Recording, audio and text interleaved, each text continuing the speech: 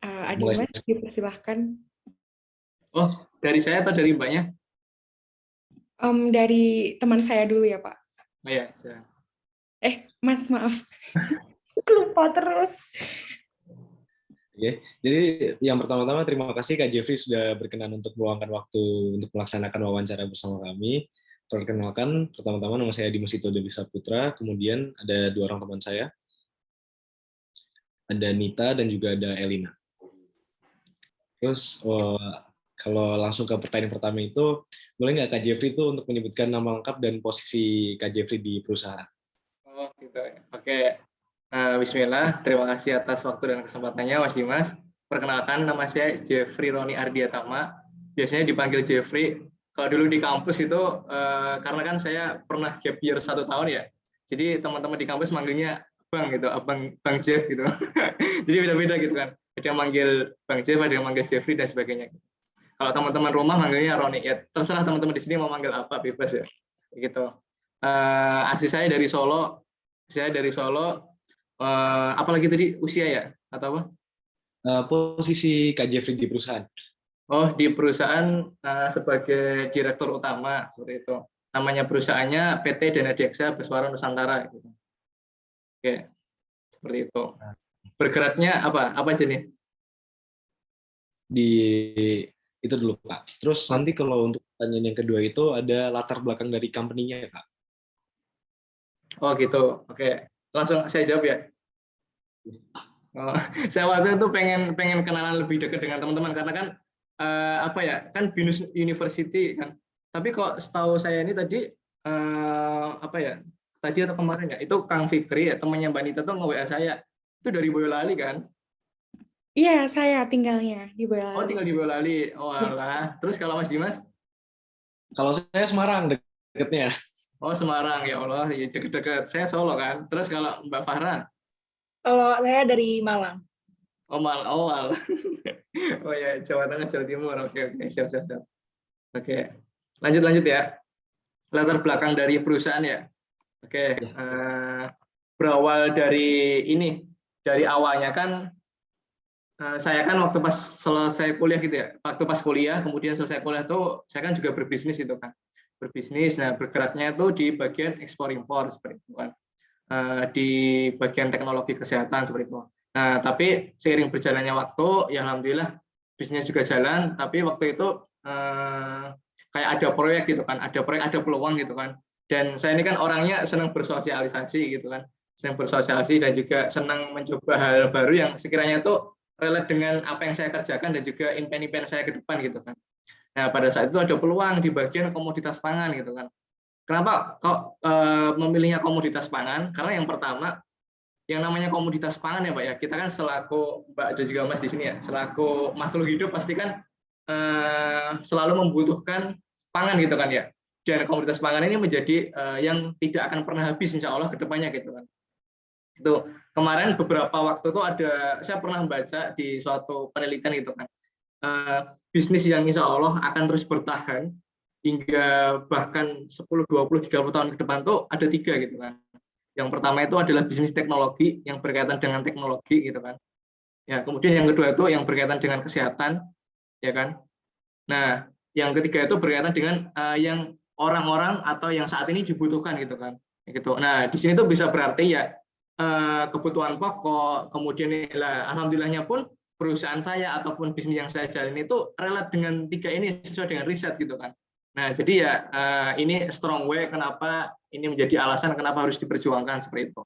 Karena insya Allah pun juga peluangnya sangat besar, kemudian juga melihat potensi yang ada di sekarang ini, masyarakat atau permintaan pasar dunia pun juga sangat-sangat apa ya, sangat-sangat sesuai gitu kan dengan apa yang dia menjadi visi misi dari perusahaan kami ini seperti itu, Mas Dimas, Mbak Farah ataupun Mbak Nita kayak gitu. Tuh. Jadi tadi insya Allah nangkep ya yang saya sampaikan ya. Nangkep kok. Siap. Ya, gitu. Kemudian kalau di dalam sebuah bisnis itu kan pasti ada kayak langkah operasionalnya, kayak bagaimana bisnis itu beroperasi. Kalau di bisnisnya Kak Jeffrey sendiri gimana Kak? Ini ngomongin bisnisnya atau perusahaannya nih? Ngomongin operasional perusahaannya. Oh, perusahaannya ya, oke. Yang pertama, sebetulnya sebelum kita berjuang atau sebelum kita berjalan ke suatu tempat atau suatu apa ya, kita ini sebelum melangkah gitu kan, kita kan harus menentukan tujuan dulu ya, betul nggak? Gitu kan. Saya pengen nanya ke Mas Dimas ataupun Mbak Farah ataupun Mbak Nita nih di sini ya. Teman-teman pasti hidup kan mempunyai visi dan juga tujuan ya, mempunyai cita-cita nggak? Betul kan?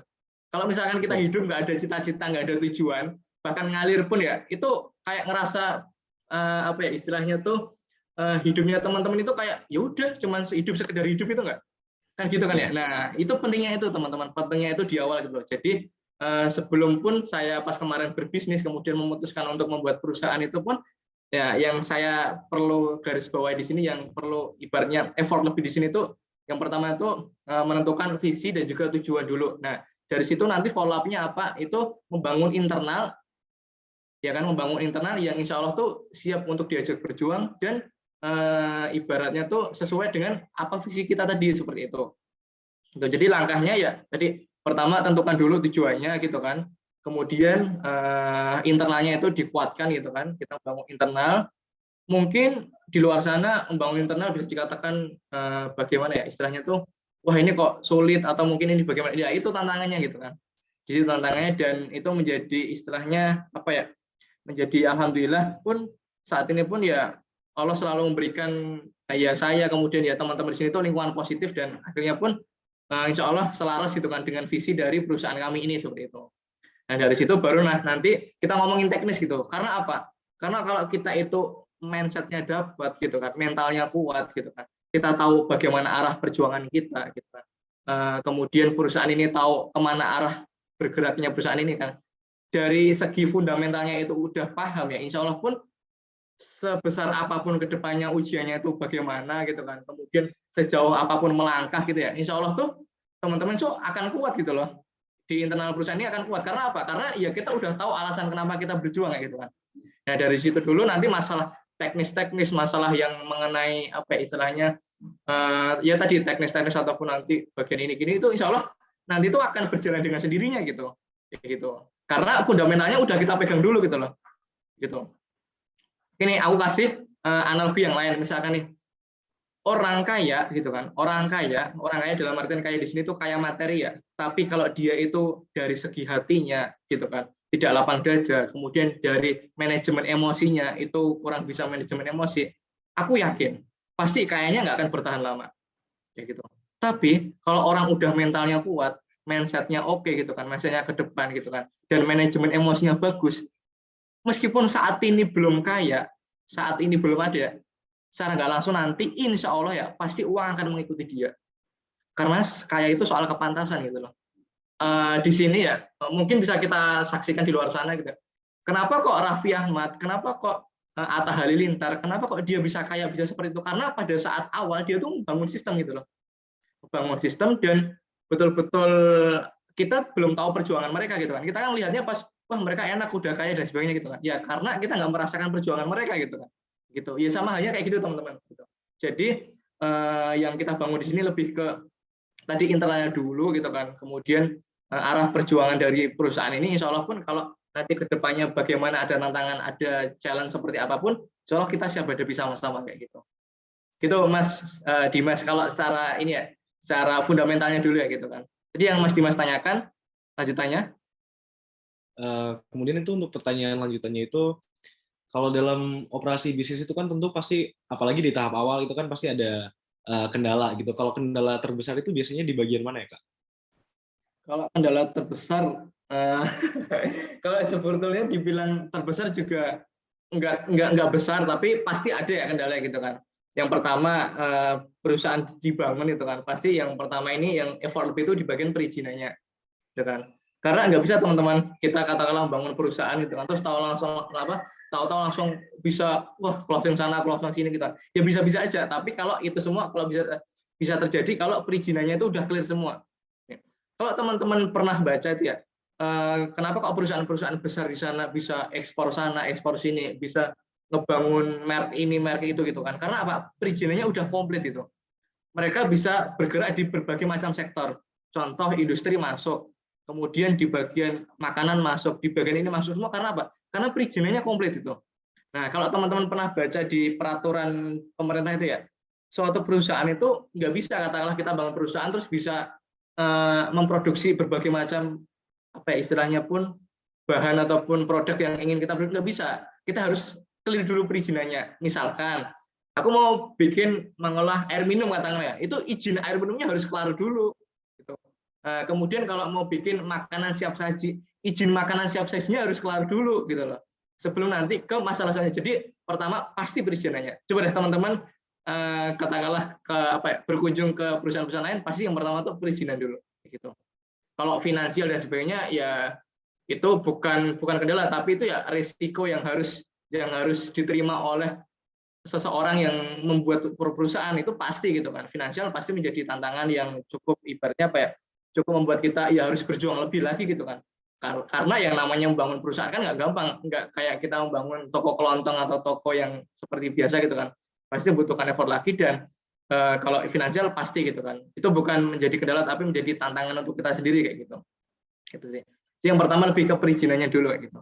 Kemudian tantangan selanjutnya tadi selain itu tadi ya ngebangun internal yang kuat, tapi alhamdulillah pun insya Allah kalau kita insya Allah bisa ngedeliver apa maksud dan tujuan perusahaan kepada internal kita, pasti internal kita nge-support ya gitu. Gitu sih. Ya, terima kasih ya jawabannya Kak. Terus untuk pertanyaan dari kalau yang dari saya pribadi itu, ini kan tadi bergeraknya itu kan di bidang industri pangan. Nah, kalau dalam saya jelaskan dulu. Bergeraknya tuh ini ada 3 nih ya. Yang pertama tuh bagian ekspor impor. Ya. Ekspor impor. Yang kedua tuh di bagian perdagangan umum dan jasa. Iya kan? Pertama ekspor impor, perdagangan umum dan jasa kan. Nah, ketiga tadi bagian komoditas pangan gitu. Jadi ya emang betul, tapi bukan hanya itu saja gitu. Oh iya. Kemudian kalau dari 3 sektor itu tuh bagaimana sih Kak kalau dari usahanya ini menghasilkan profit sehingga bisa kayak bertahan dan terus berkembang gitu Kak? Mungkin ada planningnya atau gimana? Oke, bagaimana cara perusahaan menghasilkan profit dan sebagainya. Nah, oke, perlu kita pahami, sadari dan juga maknai sama-sama ya. Yang namanya membangun perusahaan itu tidak mudah gitu, tidak mudah, tapi bisa, ya kan? Tidak usah garis bawah ya, tidak mudah tapi bisa. Karena apa? Karena kalau kita melihat pasar global ataupun pasar di Indonesia saat ini itu banyak sekali perusahaan-perusahaan yang mungkin ini bangun dan sebagainya gitu. Tapi tidak sedikit yang mereka terus ya istilahnya tidak melanjutkan perjuangan mereka dan akhirnya mundur gitu kan. Karena tadi emang tidak mudah gitu loh. Nah, tapi yang perlu kita pahami, sadari dan juga maknai sama-sama di awal ini adalah membangun perusahaan itu ibarat kita membangun suatu sistem. Gitu. Itu tantangannya juga cukup lumayan gitu kan. Karena di luar sana pun di luar sana pun pasti luar biasa gitu kan. Oh iya, kalau ini nanti kendalanya seperti ya kita harus pahami dulu sama-sama kalau awal ini jangan mikirin profit dulu di awal gitu loh. Jangan profit dulu, tapi kita ngebangun sistem.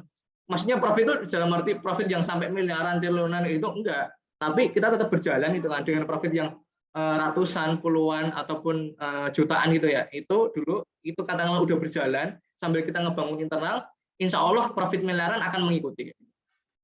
Gitu. Karena apa? Karena tadi kita ngebangun sistem, nggak bisa. Ibarat ini, aku kasih contoh nih. Seorang bayi bisa langsung lari nggak?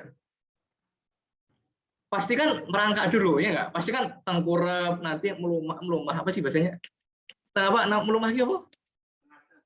Mengadah gitu kan, mengkurap gitu kan. Pasti kan gitu-gitu dulu. Nanti kan baru merangkak gitu kan. Merangkak nanti berangkang gitu-gitu kan. Nah, habis itu mulai jalan tuh. Jalannya langsung jalan lurus nggak? Pasti ketatap-tatap, pasti kejeduk-jeduk, ya nggak? Lah, ibarat kayak perusahaan seperti itu, nggak mungkin langsung bisa lari, nggak mungkin nih perusahaan baru langsung bisa menyamai Pertamina. Punya Pertamina tuh udah puluhan tahun gitu loh. Kita harus pahami, sadari dan juga maknai sama-sama. Membangun sesuatu, bukan hanya perusahaan ya. Mungkin Mbak Anita bangun bisnis, Mas Dimas bangun suatu istilahnya pun suatu lembaga pendidikan, Mbak Farah bangun pondok pesantren misalkan ya. Itu nggak langsung jalan. Pasti kita akan ibaratnya effort sama-sama di bagian awalnya dulu kayak gitu loh. Karena itu yang harus kita bayar sama-sama sebelum kita merasakan hasil dari sistem yang udah berjalan tadi kayak gitu. Ya gitu Mas Dimas. Jadi ya kalau ngomongin gimana perusahaan bisa bertahan, ya strong way-nya dulu dikuatin. Kalau strong way-nya kuat, ibaratnya dari masing-masing dari kita tuh paham bagaimana perusahaan ini berjuang, ya kan, ke arah mana, dan asalkan pun untuk pendapatan yang istilahnya apa ya, untuk harian bulanannya ada pun, insya Allah pasti akan jalan gitu. Karena yang paling penting saya jamin dimanapun ya, paling penting itu mengelola internal.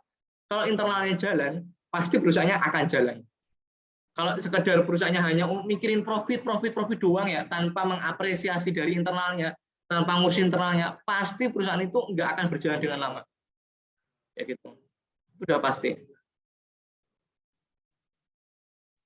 Ya, Pak.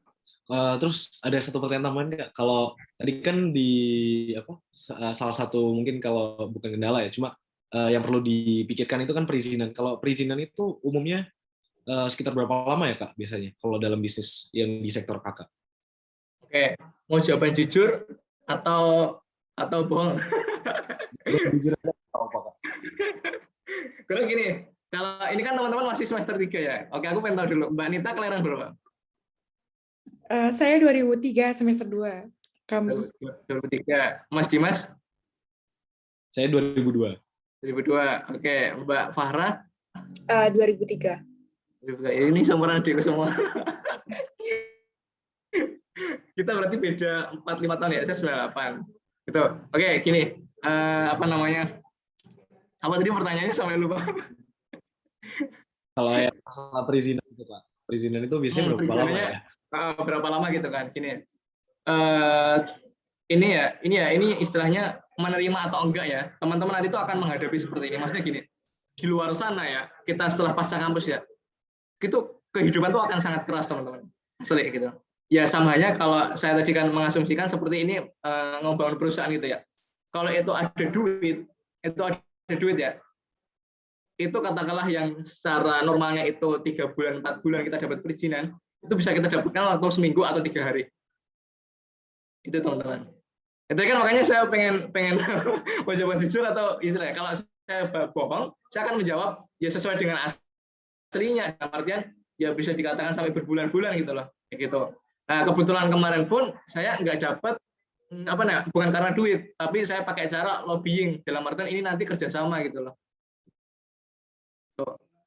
Nanti setelah yang saya tembusin tadi itu akan jadi marketing dari perusahaan saya gitu, dalam artian marketing yang bukan terikat gitu kan. Nanti misalkan dari mereka ada channel atau relasi supplier gitu kan, atau buyer gitu kan. Nanti kita bagi hasil gitu kan, kayak gitu.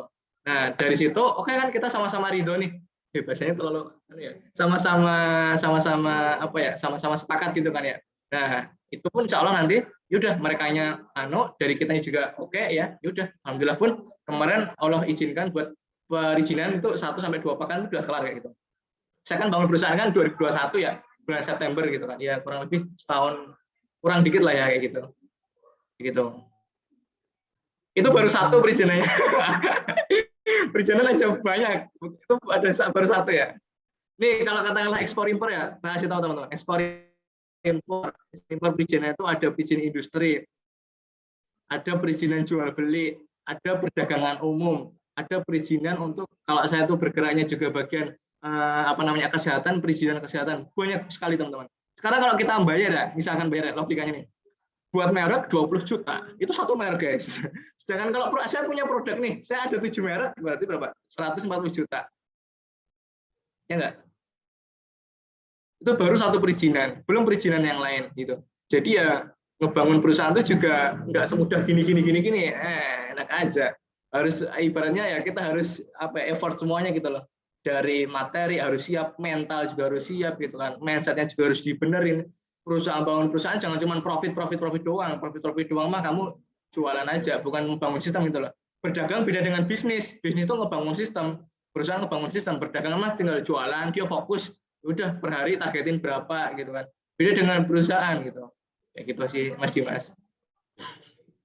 Kalau pertanyaan dari saya sih itu aja, mungkin bisa dilanjut sama teman-teman yang lain nih Kak. Oke, silakan. Ini kok beda-beda dari siapanya? Emang beda-beda atau beda kelompok atau gimana? Kami satu tim, cuma kita bagi pertanyaan gitu. Oh ya, siap. Oke. Sebelumnya saya mau bertanya yang tadi dijelasin kayak apa ada proses operasional itu, saya ingin bertanya tentang planning yang ada, planning, organisasi, kepemimpinan dan juga controlling yang ada pada company-nya company-nya Mas Jeffrey gitu. Jadi manajemen ya, POAK kan, planning, organizing, activating, controlling kan. Ya, Iya. ya. Gimana? Itu Oh, nanya itunya. Oh iya. Oke, gitu ya Mbak Nita. Jadi ini pelajaran semester 1 kalau nggak salah ini. Itu kan manajemen banget ya. Planning itu kan kalau saya mengibaratkan sama halnya seperti kan rencana jangka pendek, jangka menengah, jangka panjang gitu kan. Pasti setiap perusahaan ataupun setiap instansi punya seperti itu gitu ya. Nah, kalau di perusahaan kami itu ada yang namanya apa ya? Ada planning jangka pendek. Oh ini nih, biar gampang kan, biar kita sama-sama anak muda itu. Biasanya kan timeline, sama kan? Ya kan? Biasanya sama kan, ada timelinenya gitu kan. Oh, timeline untuk katakanlah 3 bulan pertama. Kita menyebutnya kuartal pertama, kuartal kedua, kuartal ketiga, kuartal keempat gitu apa aja gitu kan. Dan setiap kuartal tadi ada targetnya juga gitu. Gitu. Nah, terus dari situ pun ada planning dan dari internal kita kan ada apa ya biasanya itu tupoksi ya, tugas pokok dan fungsi masing-masing gitu kan. Nah, dari kita juga fokus kepada ya tupoksi masing-masing gitu kan. Baru nanti ada rapat ya pekanan, ada rapat 2 pekan sekali, ada rapat bulanan, ada rapat setiap 1 kuartal, ada rapat setiap 1 semester gitu kan. Itu gunanya apa? Itu gunanya untuk controlling, teman-teman. Nah, untuk controlling gitu kan. Nah, kemudian ya organizing ya bagaimana kita mau organisasi perusahaan kita kan. Pasti setiap pemimpin itu kan memberikan contoh kepada seluruh tim-timnya kan. Saya ini juga pelajaran buat teman-teman juga nih. Mudah-mudahan bisa diambil positifnya ya. Saya tidak pernah menganggap tim saya itu sebagai karyawan. Karena saya tuh ingin mendidik atau mencetak dari perusahaan kita tuh seorang pemimpin semua gitu. Jadi di dalam tim saya itu ya kita tuh keluarga, kita tuh calon pemimpin. Kamu nggak karyawan, meskipun dia bagian di media gitu ya. Dia bukan karyawan gitu kan. Mungkin dia bagian administrasi, dia bukan karyawan. Dia bagian keuangan, dia bukan karyawan, bro. Marketing bukan karyawan, dia tuh tim kita. Itu keluarga kita, keluarga perusahaan. Dia tuh istilahnya tuh ya orang yang siap diajak untuk berjuang bareng gitu kan. Gitu. Dan aku juga sering mengatakan ke teman-teman, aku nggak mau kaya sendiri, aku mau kaya bareng-bareng gitu. Ya maka dari itu ini perusahaan kita sama gitu kan. Ini perusahaan katakanlah ini berempat ini satu tim dengan saya. Ini perusahaannya Mbak Farah, ini perusahaannya Mas Dimas, ini perusahaannya Mbak Anita gitu loh. Dan maka dari itu anggap teman-teman itu bekerja seraya teman-teman itu kayak ini tuh membangun perusahaan teman-teman sendiri gitu loh. Nah, itu nanti effortnya akan lebih beda. Mas Dimas pasti akan jauh lebih serius gitu loh. Mbak Anita, Mbak Farah itu pasti akan jauh lebih serius karena apa? Karena kita memperjuangkan ya ini tuh milik kita sama-sama gitu. Gitu. Itu pasti saya akan menanamkan ibarat sebelum kan saya selalu bilang ke tim-tim saya kan sebelum kita melangkah kita tuh harus tahu dulu bagaimana arah kita melangkah gitu kan bagaimana caranya dan juga alasan kenapa kita harus melangkah itu yang paling penting dulu gitu kan.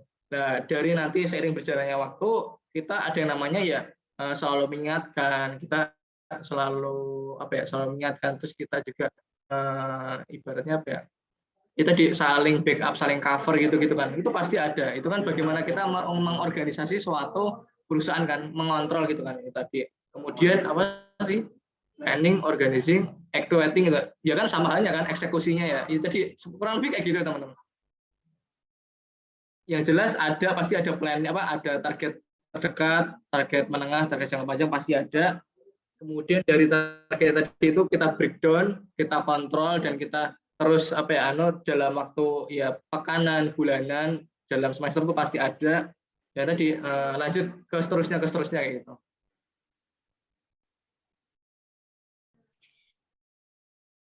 Terima kasih Kak Jeffrey untuk jawabannya. Kemudian saya ingin lanjut tanya lagi. Tadi kan ada 3 komunitas ya, komunitas pangan, ekspor impor sama jasa. Komoditas, bukan komunitas. Ya, komoditas maksudnya. Nah, itu saya mau tanya tentang komoditas pangannya. Jadi di sini bagaimana caranya kompaninya Pak Jeffrey menghasilkan barang dan jasa sesuai kualitas yang diinginkan. Seperti itu. Oke. Yang pertama pasti, oke, terima kasih pertanyaan Mbak Nita, bagus. Yang pertama, yang namanya perusahaan pasti kan nggak bisa bekerja sendiri kan, pasti juga membutuhkan supplier, tergantung perusahaannya. Kalau perusahaannya di bagian produksi, ya kan pasti membutuhkan yang istilahnya nanti itu akan siap memasarkan produk dari perusahaan tersebut, betul nggak? Betul kan? Nah, kalau perusahaannya di bagian trading atau jual beli, pasti butuh yang namanya supplier gitu kan. Tuh, tergantung bagaimana perusahaan kita bergerak gitu kan. Nah, karena perusahaan kami itu bergerak di bagian jual beli, trading, dan juga kita juga ada beberapa gudang gitu kan ya. Bagaimana untuk mengkondisikan itu semua gitu. Yang pertama, kita bekerja sama ataupun istilahnya gimana ya? Bekerja sama, betul kan? Bekerja sama dengan beberapa petani dan beberapa tengkulak yang siap untuk kita ajak kerjasama gitu. Gitu. Nah, bagaimana cara menentukan kualitasnya? Pastilah kita dengan survei langsung, kita kunjungan langsung dan sebagainya kan. Dari situ kan kita tahu nih kualitas ini bagaimana gitu kan. Dan bukan hanya satu, pasti bagaimana kita bisa istilahnya menilai sesuatu itu bagus atau enggaknya kan berdasarkan compare kan, kita komparasikan kan, kita bandingkan gitu kan. Ya itu, kita bandingkan antara satu dengan yang lainnya kayak gitu. Ya, dari situlah kita mendapatkan, oh ini kualitas ini pasti lebih baik dari yang sebelumnya. Oh, dari tempat kita survei, oh ini yang terbaik gitu. Kayak gitu, Mbak. Dan kita lihat juga bagaimana petani tersebut atau tengkulak tersebut itu nge-treatment, maksudnya mengelola ya tadi barangnya itu tadi gitu kan. Kalau kita lihat oh ini mengelolanya nggak benar nih, atau ini mengelolanya asal-asalan gitu kan. Oh ini cara menyiramnya tidak sesuai dengan timeline dari produksi, katakanlah kalau beras padinya gitu kan. Ya berarti ibaratnya gini, dari hal yang sederhana aja mereka nggak memperhatikan gitu loh. Bagaimana nanti kerjasama untuk selanjutnya lagi gitu. Kayak gitu. Oke, berarti di sini kan kalau pada komoditas pangan kan ada mutu atau standar yang diterapkan kan. Nah, betul. saya mau tanya tentang bagaimana cara menerapkan standar pengendalian mutu dan juga apakah selama proses ini berjalan standar mutunya itu sudah terpenuhi seperti itu. Oke, siap. Oke, yang pertama, terima kasih Mbak Nita atas jawabannya, atas pertanyaannya. Yang pertama, dulu waktu saya kuliah kan latar belakangnya kan di manajemen, gitu kan ya, di manajemen. Nah, di perusahaan kami juga orangnya bukan hanya ekonomi aja gitu kan, ada yang di bagian dia mungkin ngelola istilahnya tuh fokus ke pertaniannya, produknya tuh ada gitu kan, ada yang bagian manajemennya, kalau keuangan ada akuntansinya gitu-gitu kan. Nah itu ada. Nah kalau tadi bagaimana supaya itu tetap terjamin, itu ada yang namanya quality control gitu loh. Nah kita ada bagian quality controlnya gitu. Di gudang-gudang kami itu tuh ada bagian QC-nya semua, Mbak. Jadi ya secara nggak langsung mereka kan yang lebih ngerti nih ya. Mereka lebih ngerti dan mereka yang istilahnya tahu betul nih bagaimana gini. Dan mereka insya Allah orang yang kita percaya gitu loh. Gitu. Tuh. Terus nanti kalau Mbak Nita nanya lagi, gimana cara menentukan QC yang bagus gitu katakanlah. Ya balik lagi kita kayak ngobrol dengan orang, terus istilahnya tuh bagaimana kita ngerekrut suatu tim yang bagus itu kan. Ya balik lagi ke pribadiannya gitu loh. Kalau ngomongin itu nggak selesai-selesai ya. Gitu. Jadi gimana caranya tadi ya pastilah kita ada QC-nya sendiri-sendiri karena kita ini di perusahaan kita punya perannya masing-masing, kita nggak bisa mengayahi semuanya sendiri, kita nggak bisa melakukan semuanya sendiri, kita punya tim, kita butuh tim dan pastilah kita bekerja sesuai dengan tupoksi dan juga perannya masing-masing itu. Berarti selama ini standar mutu sudah terpenuhi ya Pak? Sudah, alhamdulillah. Oke, kemudian saya lanjut ke pertanyaan yang kemarin misalkan Mbak, kemarin kan salah satu perusahaan kami kan juga ekspor ke Jeddah gitu kan ya, ke Mekah. Nah itu kan pasti yang namanya bisa diekspor, bisa bisa berhasil diekspor itu kan dari kualitasnya kan tidak usah ditanyakan ya. Kalau misalkan dari kualitas produknya itu bisa tembus ekspor, pasti kan katakanlah kita sebelum masuk ke kapal dan sebagainya kan udah ketat gitu loh, gitu kan. Nggak mungkin bisa diekspor. Kalau katakanlah kalau kualitasnya nggak bagus itu. Nah, karena dia bisa diekspor ya berarti kualitasnya insya Allah udah bagus, minimal banget udah standar mutu gitu kan. Dan kami selalu memperhatikan kualitas itu kan, dari packagingnya, dari produksinya gitu kan, dari pengemasannya pun kalau itu katakanlah kalau misalkan kita ngomongin vakum ya, beras di vakum itu masih ada udaranya, kita ulangi lagi Mbak. Gitu. Jadi insya Allah lebih baik kita katakanlah naudzubillah-nya ya, cuman rugi beberapa pack ya daripada nanti kita kehilangan buyer gitu. Itu prinsipnya. Lebih baik kita katakanlah kita kehilangan 1 juta 2 juta ya, tapi nggak masalah itu terus berlanjut. Kan kita yang penting mah mereka senang dulu. Kalau mereka senang pasti akan repeat order lagi, pasti akan repeat buyer lagi, repeat buying lagi gitu loh. Itu yang paling penting. Customer relationship management gitu kan. Bagaimana kita mengkondisikan buyer-buyer kita supaya betah dengan kita gitu loh. Jadi bukan hanya profit pada saat itu nomor sekian gitu loh. Profit akan mengikuti kalau perusahaannya itu benar, pasti. Profit akan mengikuti kalau perusahaannya itu waras. Waras itu dalam artian memperhatikan kualitasnya, memperhatikan internalnya, memperhatikan bagaimana mengkondisikan mitra-mitranya, itu pasti, Mbak. Ya, baik Pak. Baik Mas Jeffrey, maaf. Saya lanjut ke pertanyaan selanjutnya, boleh? Ya, silakan. Oke. Kemudian bagaimana mengorganisir arus barang, informasi, dan uang secara efektif pada keseluruhan rantai pasok dalam company-nya Mas Jeffrey? Wah, ini kalau dijelasin sejam ya, Mbak. Nah. Oke, singkatnya aja ya. Bagaimana mengorganisir rantai barang pasokan gitu ya.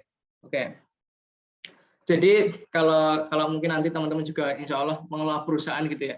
Nah, teman-teman harus tahu dulu istilahnya kalau mereka itu job desk-nya seperti apa, bagian tadi keuangan job desk-nya seperti apa, bagian supply chain-nya itu job desk-nya seperti apa, bagian QC-nya job desk-nya seperti apa, itu harus paham betul semuanya gitu kan. Paling enggak secara garis besarnya tuh paham, dan input output-nya tuh harus paham juga gitu loh. Itu jangan sampai perusahaan pimpinan cuma sekedar nyuruh tanpa nggak ngerti apa yang dilakukan itu jangan sampai gitu. Nah dari situ barulah dan nanti kita tanamkan sesuatu ibaratnya dia tadi visi dalam berusaha itu yang benar gitu kan kepada tim-tim kita gitu. Nah dari situ insya Allah pun tim kita akan ibaratnya akan merasa oh yaudah aku diamanahkan sama pimpinanku seperti ini gitu kan, pasti dia akan melakukan yang terbaik kayak gitu kan, kayak gitu. Nah itu kalau secara jawaban singkatnya ya. Tapi kalau jawaban rincinya tadi bagaimana kita ini itu asli Pak, panjang banget Pak. Kalau misalkan kita ngomongin beras ya, beras nanti diproduksi kemudian disimpan di sini itu tuh lama sekali asli. Gitu. Yang jelas tuh tadi sih kalau masalah teknis-teknis itu asli Mbak, itu bisa mengikuti gampang. Yang penting itu fundamentalnya dulu kayak gitu loh.